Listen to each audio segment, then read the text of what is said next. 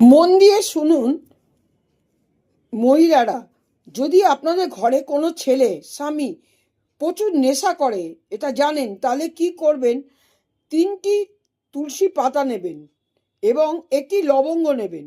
আর আপনি সকালবেলায় কি করবেন? গরুর দুধ নেবেন, 1 কাপ 1.5 কাপ এরকম দুধ নেবেন।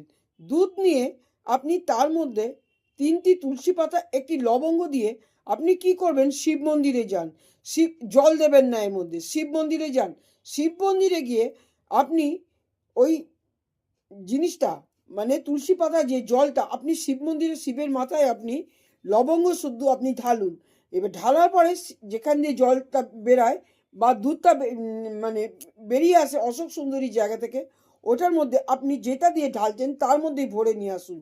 এবার ঘরে আপনি দুধ দিয়ে আপনি ক্ষীর বানান। ক্ষীর বানিয়ে এই দুধটা তার মধ্যে দিয়ে দিন। এটা 3 মাসে 3বার করবেন। 3 মাসে 3বার করবেন। 3 মাসে 3বার করার পরে ডেট এক ডেটে করবেন। বার আলাদা হতে পারে, এক ডেটে করবেন। এটা কেউ বোঝেন না। বার এক আলাদা হোক, ডেট এক থাকবে, করবেন। এটার ফলে কী হবে? যে ব্যক্তি নেশা করছে সে অবশ্যই নেশামুক্ত হবে।